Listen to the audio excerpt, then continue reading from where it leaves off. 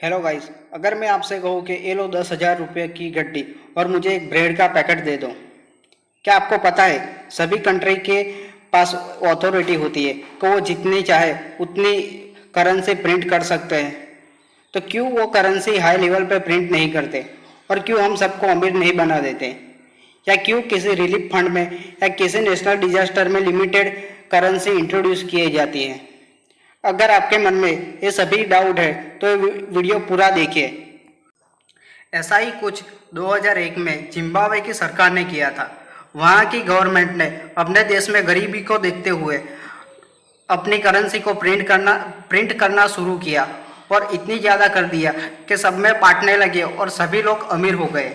अब हुआ ये कि वहाँ पे जो बेसिक नीड है, खाने पीने की चीज़ है, उसकी डिमांड बढ़ने लगी, क्योंकि अभी सभी लोग अमीर हो गए थे तो काम क्यों करेगा। आप खुद सोचिए, एक किसान खेत में क्यों जाता है पैसे के लिए, लेकिन उसके पास पहले से ही पैसे है, वो अमीर है, तो खेत में क्यों जाएगा।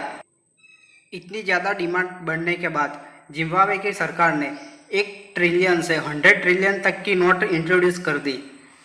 लेकिन डिमांड इतनी बढ़ गई कि अभी $1 की कीमत जिम्बाब्वे डॉलर में आप गिन भी ना सको, इतनी हो गई।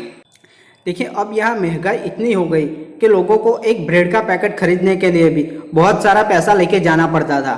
यहाँ आप अमीर तो हो, लेकिन 1 मिलियन में सिर्फ आप एक पेन ही खरीद सकते हो।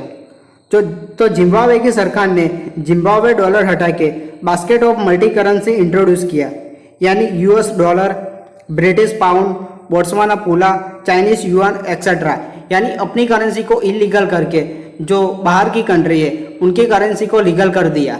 देखिए, इंडिया को भी और सभी कंट्री के गवर्नमेंट को अपनी मोरल ड्यूटी पता है कि ज़्यादा पैसा प्रिंट करना नहीं है और GDP के रूल के हिसाब से पैसा उतना ही इंट्रोड्यूस करना है जितना उसके सामने गुड्स एंड सर्विस अवेलेबल है।